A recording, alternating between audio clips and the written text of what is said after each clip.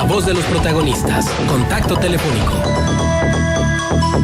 Recibimos al ingeniero Salvador Hernández Vélez, expresidente del Partido Revolucionario Institucional en Coahuila y secretario general de la Universidad Autónoma de Coahuila, a quien le pedimos su opinión sobre las expectativas de los próximos 6 años en Coahuila con Miguel Ángel Riquelme Solís al frente.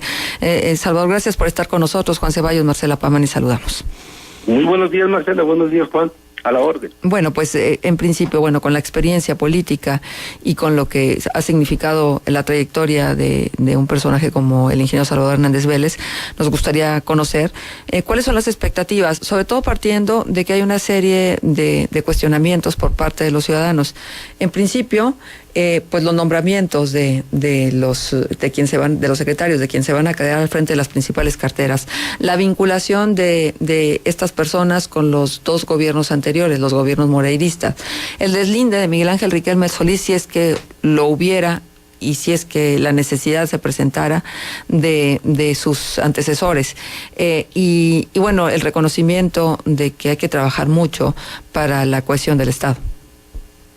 Mira, Marcela, en un mundo como el actual, en donde realmente el problema del recurso del dinero pues es un problema cada día más escaso, pues creo que todos los que asumen algún gobierno pues se encuentran con estos problemas.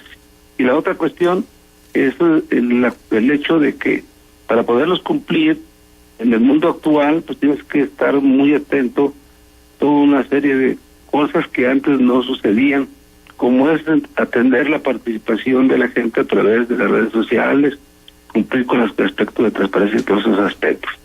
En ese sentido me parece que el reto que tiene el ingeniero Miguel Ángel Riquelme, pues en el terreno económico, pues superar realmente las 170,000 nuevos empleos, no se trataría nada más de una situación de esa naturaleza, sino que además también es importante plantearse que todos esos empleos pues sean empleos más sólidos y con mayor ingreso, lo cual no es tan fácil porque pues en el mundo actual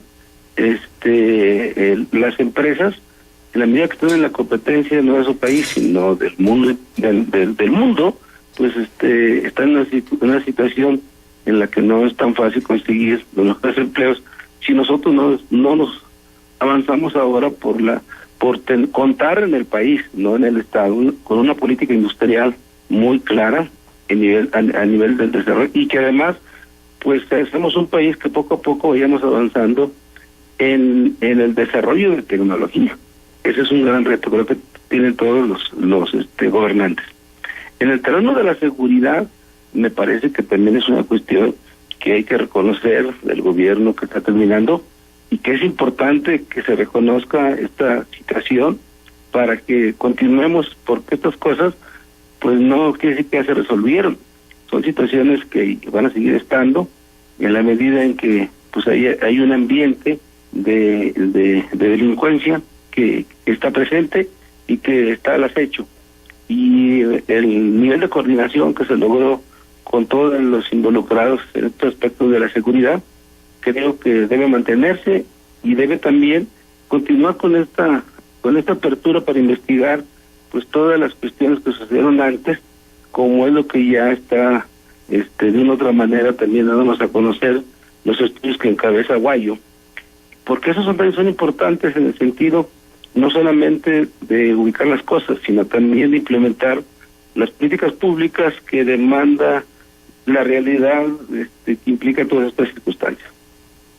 Uh-huh. Y en el terreno, yo digo que en el terreno de combatir la pobreza en el Estado, nosotros somos un Estado que no está en pobreza extrema, que estamos en otro nivel, y bueno, pues creo que también hay que plantearse que tenemos que avanzar. En el terreno de la educación, hay que ver también que las instituciones de educación superior en el Estado, con el gobierno de Rubén Moreira, se encaminó mucho al desarrollo tecnológico, con las tecnológicas y con las politécnicas. Me parece que esa es una salida importante si nosotros logramos desarrollar, como el caso de las politécnicas, que son unas de ellas bilingües, para que tengamos gente competitiva y además que también vaya impulsando poco a poco el desarrollo tecnológico.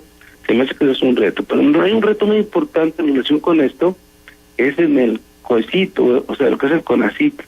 Nosotros necesitamos desarrollar una gran política de investigación en todo el estado, muy vinculada con los empresarios, para que sí podamos pasar, pues, a otro nivel en los empleos, y tiene que ver justamente con el desarrollo tecnológico. Si nosotros no tenemos las gentes que tengan esta formación, y ahí vamos nosotros, la Universidad Autónoma de Coahuila, las politécnicas, las tecnológicas, los tecnológicos del estado, en una reorientación fundamental a ciertos aspectos, no nos podemos quedar otra vez en las mismas circunstancias y anhelando pues que tengamos mejores niveles salariales para los empleados de todas estas empresas. Creo que estos aspectos también son importantes. Y bueno, en el mundo actual pues tienes que atender la cuestión de los derechos humanos, que es fundamental, muy importante, en donde ahora pues hay una mayor participación. Y en el terreno de la democracia, me parece que hay que tener muy claro que hay que construir las condiciones y posibilitarlas para que sea la sociedad civil, pues la que asuma las tareas que le corresponden, porque pues unas son las tareas del gobierno, y otras son las de los partidos, y otras son las tareas de la sociedad civil. Creo que en la medida que contemos en el Estado con un mayor número de asociaciones que se preocupan por las diferentes problemáticas y que además plantean nuevas políticas públicas y las desarrollan y las impulsan, eso va a permitir que nuestro Estado pues tenga un avance importante. En términos de infraestructura, creo que pues el Estado demanda grandes obras de infraestructura para estar a la altura de la competencia que es el mundo actual globalizado. Y en ese sentido, pues también son aspectos y retos que tendrá el gobernador electo Miguel Riquelme. Ahora, hay temas que se quedan ahí como pendientes de las anteriores administraciones.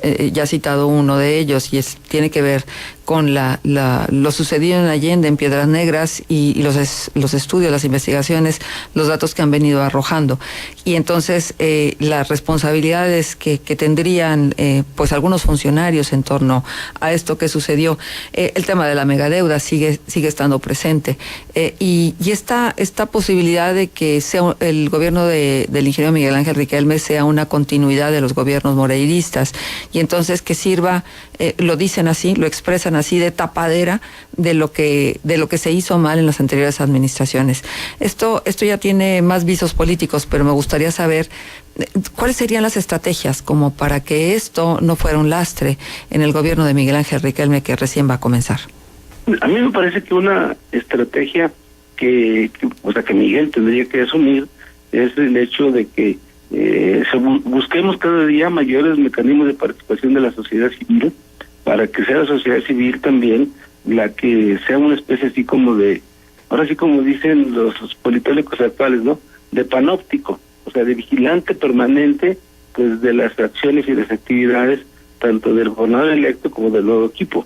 Pero eso solamente se puede lograr con una sociedad civil pues muy bien organizada. Pero también tiene que ver con otro aspecto, y es el hecho de que sigamos avanzando en la construcción de un sistema de justicia que atienda las problemáticas que estamos viviendo, como es el caso que ustedes ahorita plantean, de la situación de Allende y de otras cosas en otras regiones de nuestro estado, y también el hecho de que logremos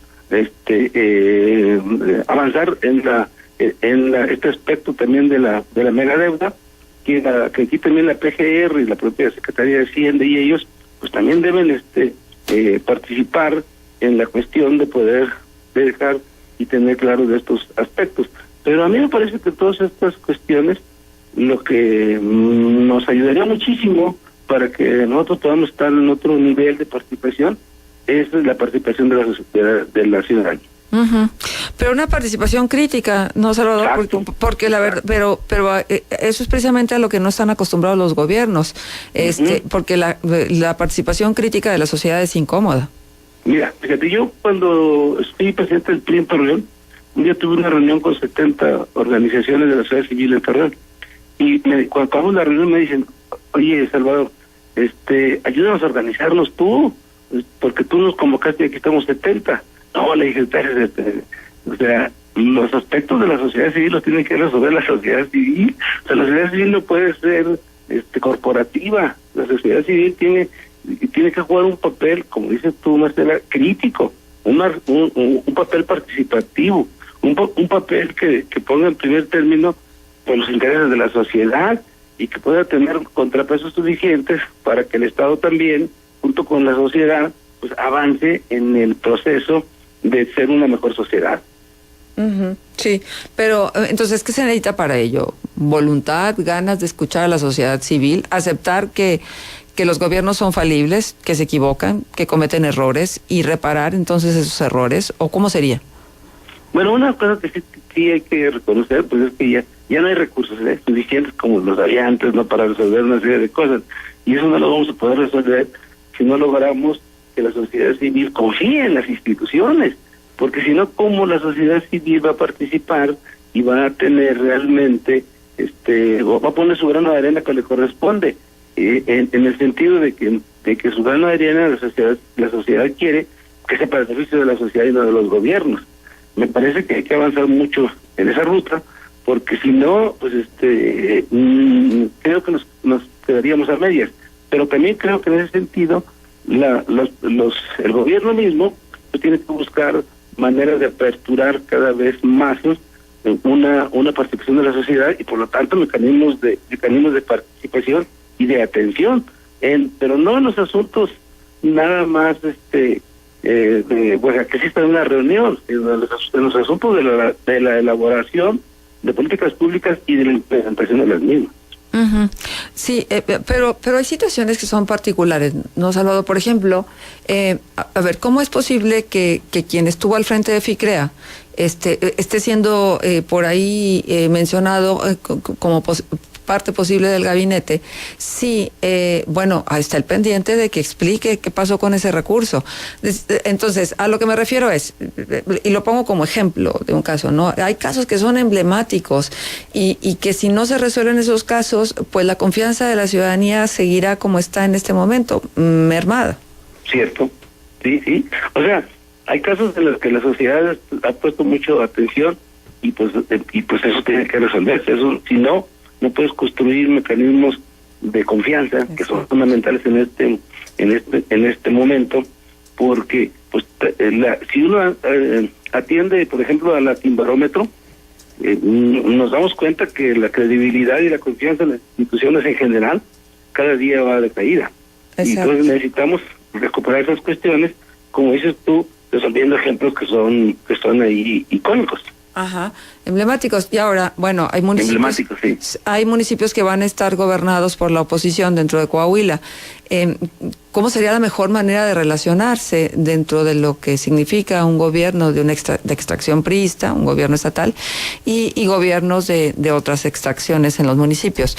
¿Cómo tendría que darse esta relación como para que realmente pensáramos que lo que cuenta es Coahuila?